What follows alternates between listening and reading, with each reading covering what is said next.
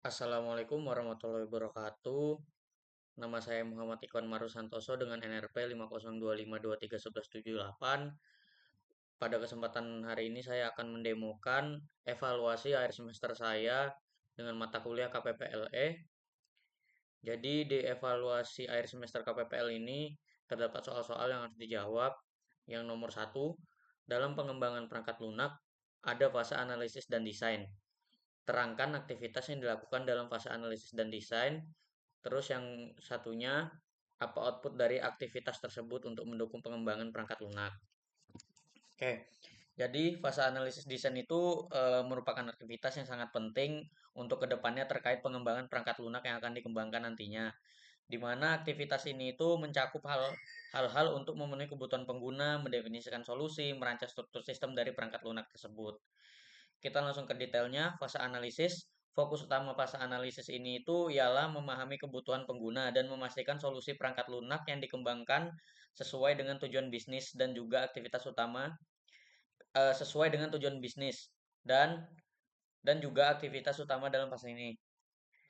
Aktivitas utama dalam fase ini itu yang pertama itu ada eleksitasian kebutuhan. Jadi eleksitasian kebutuhan ini apa? Ini tuh mengumpulkan informasi dari pengguna atau pemangku kepentingan tentang kebutuhan sistem, baik kebutuhan fungsional maupun non fungsional.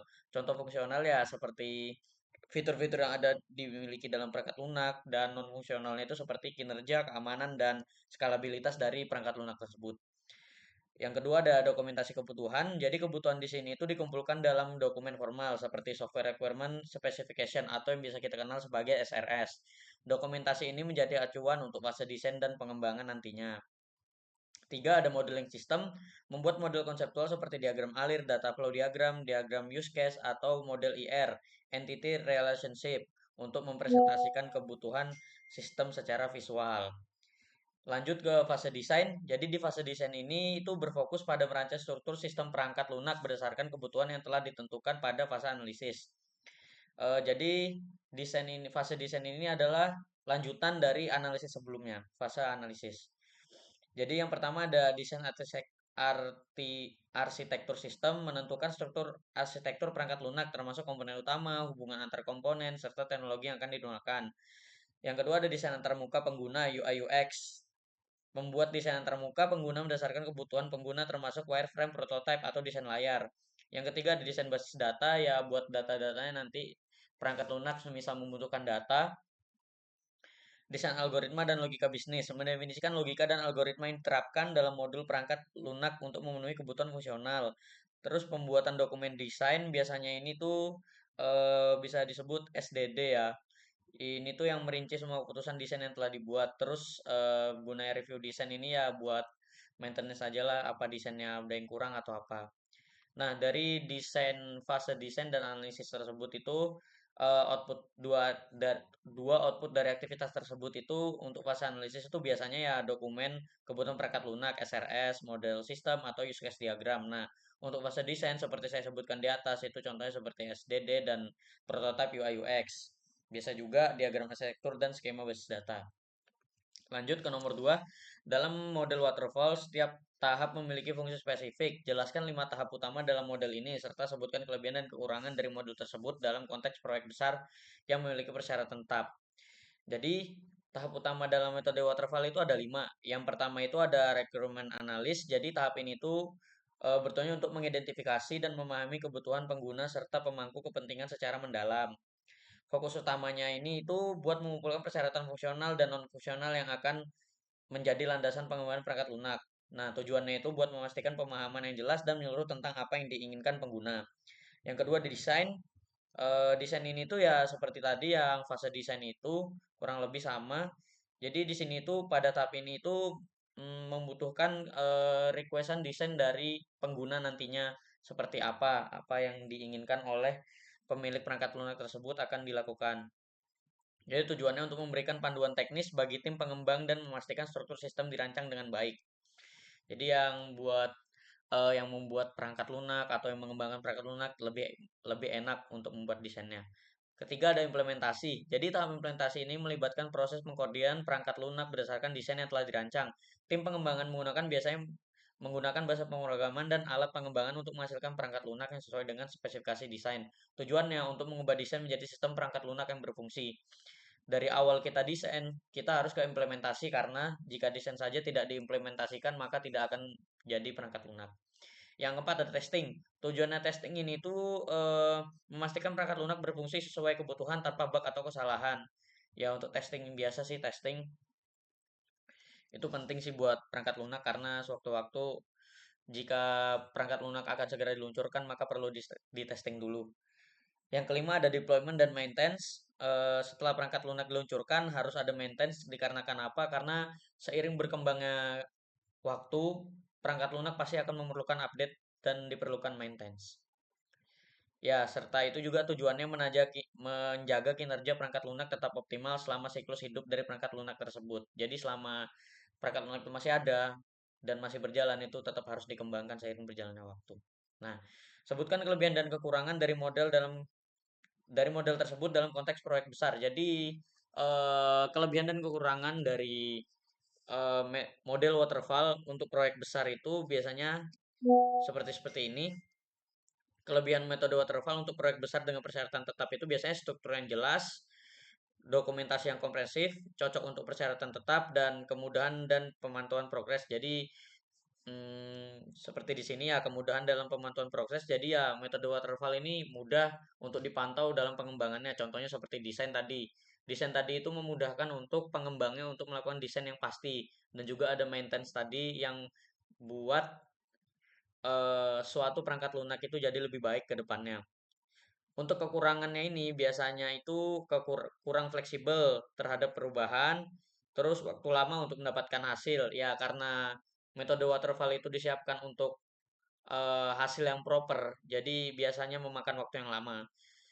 Terus ketergantungan pada kebenaran tahap awal. Dan yang terakhir itu kurang efektif untuk proyek yang kompleks dan dinamis. Tuh. Terus buat nomor 3, jelaskan perbedaan antara arsitektural design dan detail design. Mengapa kedua jenis desain tersebut diperlukan dalam progres pengembangan perangkat lunak.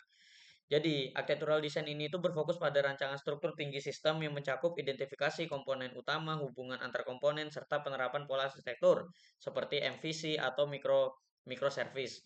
Desain ini memberikan gambaran seluruh tentang sistem, detail, dan sisi lain mendalami implementasi setiap komponen secara rinci, termasuk struktur data, algoritma, logika, antarmuka pengguna, dan spesifikasi API, sehingga dapat langsung diterapkan dalam kode. Kedua, pendekatan ini penting untuk pengembangan perangkat lunak yang terorganisir. Selain itu, ini Sarah, ini harusnya, oh ya benar. Selain itu, lateral design juga membantu mengatasi kompleks sistem dan memfasilitasi komunikasi antar tim.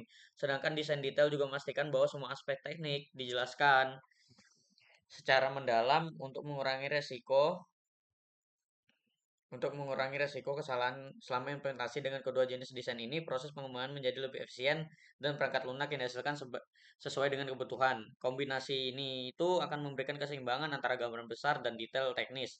Desain arsitektur membantu menjaga orientasi proyek secara strategis, sementara desain detail memastikan implementasi teknis yang sesuai. Dengan keduanya pengembangan perangkat lunak menjadi lebih terorganisir, efisien, dan menghasilkan produk berkualitas yang memenuhi kebutuhan pengguna. Untuk yang nomor terakhir itu ada studi kasus. Sebuah perusahaan membutuhkan sistem e-commerce untuk menjual produk digital seperti foto, video, desain, poster, e-book. Saat ini transaksi dihandle oleh WhatsApp. Namun seiring dengan perkembangan bisnis tools tersebut tidak mampu menangani lonjakan transaksi. Buatkan sistem atau aplikasi yang mampu menangani lonjakan transaksi pada musim tertentu. Jelaskan pendekatan rekayasa perangkat lunak yang akan Anda gunakan merancang, membangun, dan menguji sistem tersebut agar memenuhi kebutuhan klien. Oke, pendekatan rekayasa perangkat lunak ini itu akan digunakan untuk merancang, membangun, menguji sistem e-commerce. Saya ini menerapkan di jawaban ini saya menggunakan model waterfall yang disertai dengan integrasi agar sistem dapat mengatasi lonjakan secara optimal, memenuhi kebutuhan klien.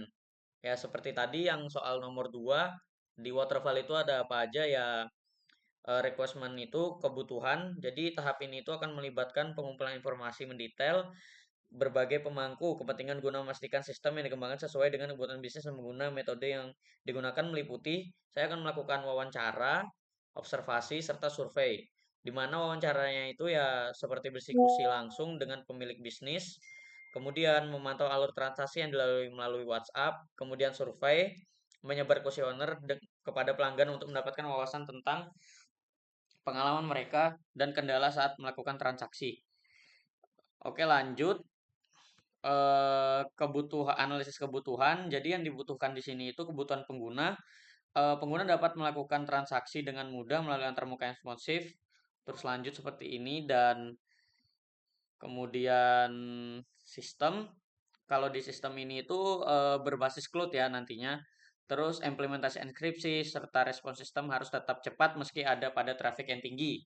Dukungan integrasi dengan berbagai gateway pembayaran. Itu bisa membantu nanti lonjakan yang sebelumnya menjadi kasus pada studi kasus tersebut. Kemudian spesifikasi kebutuhan. Kebutuhan yang dianalisis dokumentasi secara formal, dokumen spesifikasi kebutuhan fungsionalitas utamanya itu seperti ini dan non fungsionalnya itu seperti ini. Sebagai contoh ya pembayaran, dukungan berbagai metode pembayaran, kartu kredit, transfer, bank, e-wallet, dan ini tuh bisa membuat lonjakannya itu menjadi berkurang. Kalau non fungsionalnya itu kinerjanya, contoh kinerja ini waktu respon tidak melebihi 2 detik meskipun traffic tinggi. Kemudian masuk ke desain. Jadi di desain ini itu eh, kita menerapkan arsitektur sistem. Yang pertama ada front end ya untuk tampilan depannya, kemudian back end itu di sini saya memanfaatkan framework seperti ya untuk database biasanya ya Laravel, Django atau yang lain. Terus saya menggunakan MySQL atau Postgre di sini. Untuk infrastruktur cloud-nya, sistem itu akan di-host di cloud seperti AWS atau Google Cloud agar mudah diskalakan sesuai kebutuhan. Kemudian ada implementasi, yaitu pengembangan dari desain tersebut. Jadi pengembangan front end dan back end ini melibatkan pembuatan antarmuka pengguna serta fungsionalitas back end. Kemudian setelah pembuatan itu kita harus menguji unit tersebut. Masing-masing komponen diuji secara individu untuk memastikan fungsinya berjalan sesuai harapan. Oke, yang keenam ada testing. Di testing ini itu ya buat nguji sih, nguji semuanya tadi, menguji setiap komponen sistem secara terpisah, memastikan integrasi antar komponen berjalan lancar, menguji kemampuan sistem dalam menangani lonjakan besar, terus security testing ini tuh buat mengidentifikasi dan memperbaiki celah keamanan pada data pengguna dan transaksi. Yang ketujuh ada deployment. Fungsi deployment ini itu setelah pengujian selesai dan sistem memenuhi semua kriteria sistem diimplementasikan pada lingkungan produksi. Jadi dibalikkan lagi kepada lingkungan produksi dan maintenance ini ya seperti tadi untuk pengembangan selanjutnya. Setelah sistem diluncurkan, peliharaan akan dilakukan secara berkala untuk memastikan berkelanjutannya. Untuk pembaruannya nanti mungkin bisa saja melibatkan penambahan fitur dan perbaikan bug. Pemantauan dan perbaikan ini juga pemantauan kinerja sistem yang untuk mengatasi lonjakan tadi secara berkelanjutan serta penanganan masalah jika terjadi penurunan performa atau lonjakan traffic lagi atau lonjakan traffic tadi muncul lagi, maka dilakukan maintenance lagi. Dengan pendekatan ini, sistem e-commerce yang dirancang untuk menangani lonjakan transaksi memberikan pengalaman pengguna yang mulus dan memenuhi kebutuhan klien. Oke, sekian dari saya akhiri. Bila ada salah kata, mohon maaf, saya akhiri. Wassalamualaikum warahmatullahi wabarakatuh.